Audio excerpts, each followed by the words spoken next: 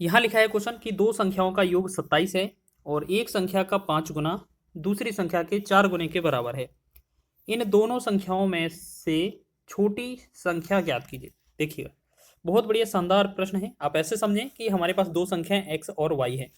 X और Y का जो गुणा है, योगफल है, वो कितना है? X plus y. जो वैल्यू है वो कितना है? 27 है। ठीक है। और एक चीज और बोला है कि एक संख्या का 5 गुना मतलब 5x बराबर क्या है? दूसरी संख्या के 4 गुने के बराबर है, 4y के बराबर है। तो आप एक काम करेंगे, आपसे छोटी संख्या बोला गया है तो हम सबसे पहले दोनों वैल्यू निकाल लें। ठीक है। तो हम क्या करेंगे, देखो यहां से कैलकुलेशन करेंगे, या आप ऐसे समझें कि हमारे 5x दिया है तो इस वाले समीकरण में ऊपर वाले में दोनों पक्षों में 5 का गुणा करेंगे तो यहाँ 5x आ जाएगा प्लस 5y आ जाएगा बराबर 27 गुणे में 5 हो जाएगा। क्यों? हमने दोनों तरफ 5 से गुणा कर दिया। अब देखो ये 5x बराबर 4y है, हम यहाँ पर रख देंगे वैल्यू, तो यहाँ 4y और यहाँ 5y, तो ये टोटल 9y बनेगा। ठीक है ना। इसको हम ऐसे अंडर इसके अंदर लिख देते हैं। तो 4 5 कितना? 9y और 27 गुणे में 5। ये अपने तरीका है शॉर्ट करने के। ठीक है। 9 से 9 एक 9 तिया 27, तो 3 5 15, वाई का वैल्यू कितना आ गया? 15। ठीक है। अब इस वाई का वैल्यू हम यहाँ रख देंगे तो ये 5x बराबर क्या हो जाएगा? 4 गुणे में 15। ठीक है। 5 एकम 5, 5 तिया 15, तो x बराबर क्या होगा? 3 4 12। अब हमारी जो एक वैल्यू आई है 15, एक वैल्यू आई है 12, तो हमसे पूछा है दोनों संख्याओं में छोटी संख्या कौन सी है, तो 12 वाली है, तो 12 इसका राइट आंसर होगा ऑप्शन नंबर ए। ठीक है, ऑप्शन नंबर ए। आप कई सारे तरीके होते हैं करने के, आप कैसे भी करिएगा, लेकिन हमें जो बेस्ट लगता है हम आपको वही बताएंगे। चलिए सेकंड क्वेश्चन की बात करें तो यहाँ लिखा है दो क्रमागत प्राकृतिक संख्याओं के वर्गों का योग 313 है। इन दोनों संख्याओं में से सबसे छोटी संख्या ज्ञात कीजिए। देखो, दो क्रमागत प्राकृतिक संख्याओं के वर्गों का योग कितना है आपका? 313 है। तो इन दोनों में सबसे संख्याओं में छोटी संख्या बताइए। तो आपके पास क्वेश्चन में क्या दिया है? क्रमागत दिया है। तो क्रमागत संख्या मान लेते हैं हमारे पास एक x है और एक x+1 है। ठीक है, ठीक है ना। चलिए इतना समझ में आ गया। अच्छा, इसमें छोटी संख्या ज्ञात करना है। देखो हम इसे सॉल्यूशन ना करके हम ऑप्शन के थ्रू ले चलते हैं आपको। क्वेश्चन में क्या बोला है? इनमें से छोटी संख्या, यानी कि क्रमागत है छोटी संख्या, तो इनमें से जैसे हम आंसर 12 मानते हैं तो एक संख्या 12 होनी चाहिए, एक संख्या 13 होनी चाहिए। इनका वर्ग करेंगे, इनका वर्ग करेंगे और जोड़ देंगे, हमारा अगर 313 हो जाएगा तो आंसर सही है। 12 का 144, 13 का 169, और इन सबको जोड़ेंगे, 9 4 13, 6 4 10, 11 और 2 1 3, 313 बन रहा है। बिल्कुल यही वाला आंसर सही है हमारा। ठीक है ना। क्योंकि हमसे बोला है छोटी संख्या ज्ञात करने के लिए, छोटी अगर हम 12 को मानते हैं तो क्रमागत अगली संख्या 13 होगी, और इन दोनों का वर्ग जोड़कर देखना है, हमारा 313 बन जाता है, तो आंसर तो यही होगा। या आप दूसरा विकल्प चेक करते तो 14 और 15 होता, हमारा संख्या 14 है तो अगला संख्या 15, इनका वर्ग करते, इनका वर्ग करते, 14 का 196 होता। ठीक है। और 15 का 225 होता, तो ये 6 5 11, 9 2 11, 1 12, 3 1 4, तो ये हमारा 421 होता। तो ये तो आंसर है नहीं, यानी कि इन सभी विकल्पों को चेक करते तो हमें आंसर यही मिलता कि ऑप्शन नंबर ए। अगर हमने बोला है छोटी संख्या क्या है, तो छोटी संख्या अगर 12 है तो इससे अगला वाला प्राकृत संख्या 13 बनेगी, 12 के बाद 13 बनेगी, और इन दोनों के वर्ग कर दिया जाए और जोड़ दिया जाए तो आंसर क्या हो जाता है हमारा? 313 बनता है पर। तो यही आंसर वेरीफाई कर रहा है। ठीक है, ये ऑप्शन कोई भी वेरीफाई नहीं करेंगे, सभी का आंसर ज़्यादा ही आएगा। ठीक है। नेक्स्ट क्वेश्चन देखें, दो मेजों और 3 कुर्सियों का मूल्य 540 है, जबकि दो मेजों और एक कुर्सी का मूल्य 470 रुपये है। 5 कुर्सियों का मूल्य ज्ञात कीजिए। बहुत बढ़िया शानदार प्रश्न है। आपको मेजों को क्या लिखना है? पहले मेज लिखा है तो मेज को आप क्या समझें? मेज जो लिखा है इसको मान लें x। कुर्सी जो लिखा है आपका कुर्सी, कुर्सी को आप मान लें y। ठीक है। तो आप एक काम करें, दो मेज हैं तो 2x प्लस 3 कुर्सी हैं 3y बराबर मूल है 540।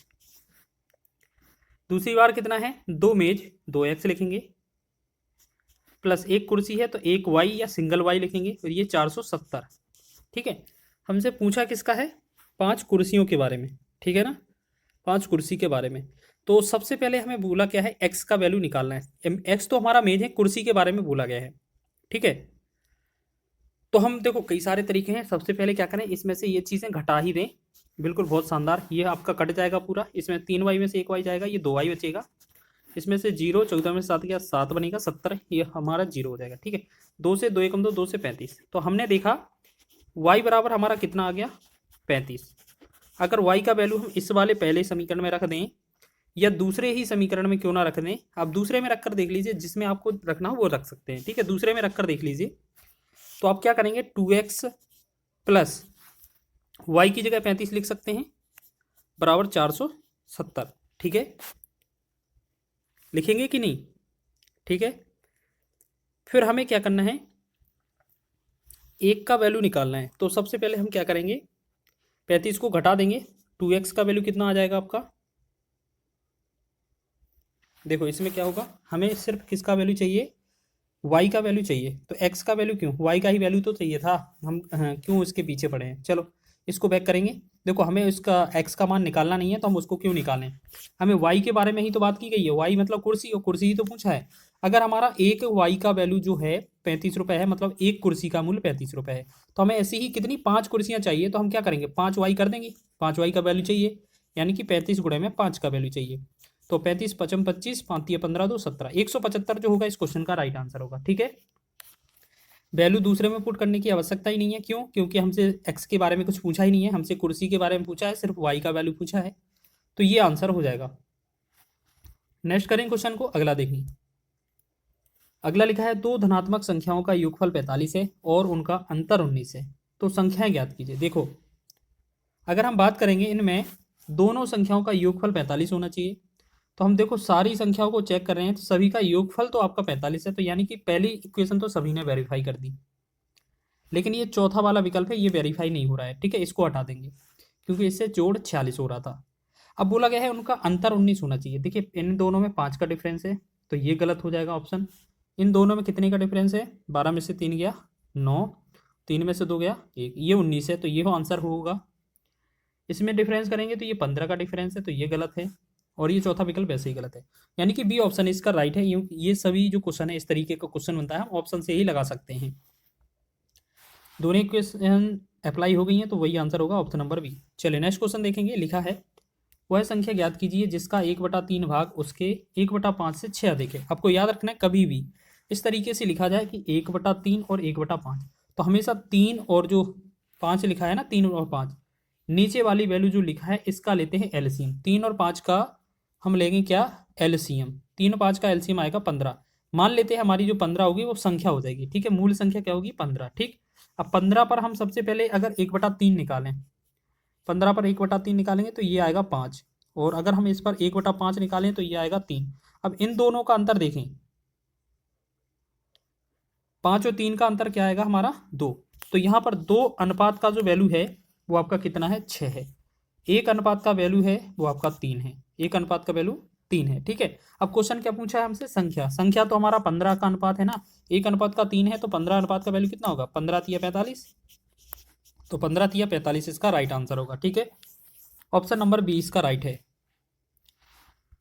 नेक्स्ट क्वेश्चन देखेंगे अगला 60 नेक्स्ट क्वेश्चन है हमारा, दो संख्याओं का योग 32 है और उनमें से एक संख्या दूसरी संख्या से 18 अधिक है, दोनों में से बड़ी संख्या ज्ञात कीजिए। देखिएगा अगर हम बात करेंगे बड़ी संख्या ज्ञात करना है तो एक काम करते हैं आप कि अगर देखो हमसे बड़ी संख्या पूछा है तो इन चारों में जो ऑप्शन होगा वो बड़ी संख्या होगा, ठीक है, और एक जो संख्या है वो दूसरे से 18 अधिक है, यानी कि अगर पहली संख्या आपने 25 मानी है तो दूसरी संख्या इससे 18 कम होगी। कितना कम होगी 18, 15 में से 8 गया 7, ये 7 बनेगा, ठीक। तो क्या 25 और 7 32 हो रहा है, 25 और 7 जोड़ेंगे तो ये कितना 32 हो रहा है, ये सही है, इनको जोड़ देंगे 32, तो ये वाला अप्लाई हो गया, यानी कि आंसर तो 25 हो सकता है। और चेक कर लें क्या 28 लिखा है, 28 में अगर हम 18 कम कर देंगे तो ये कितना होगा 8 8 0, और ये 10 बनेगा, और 28 10 38 होता है, तो ये तो 38 हो गया है, यानी कि ये तो गलत हो जाएगा, ठीक है। तीसरा विकल्प देखें 24, 24 में 18 घटा देंगे, 14 में से 8 गया 6, और 3 यहाँ पर 2 में से 2 गया जी। अब 24 और 6 जोड़ेंगे तो ये बनेगा हमारा 30, तो ये 24 और 6 जोड़ा 30 बना, तो 30 हमें चाहिए नहीं, हमें कितना 32 चाहिए। एक और लास्ट ऑप्शन है 27 लिखा है, 27 में 18 कम करेंगे तो 17 में से 8 गया 9, और ये हट जाएगा, ठीक है। अब बना 9, 9 और 27 जोड़ेंगे 9 7 16, ये कितना बनेगा 36, तो 36 भी हमें आंसर नहीं चाहिए, हमें चाहिए था दोनों जोड़ने पर 32, तो पहला ही ऑप्शन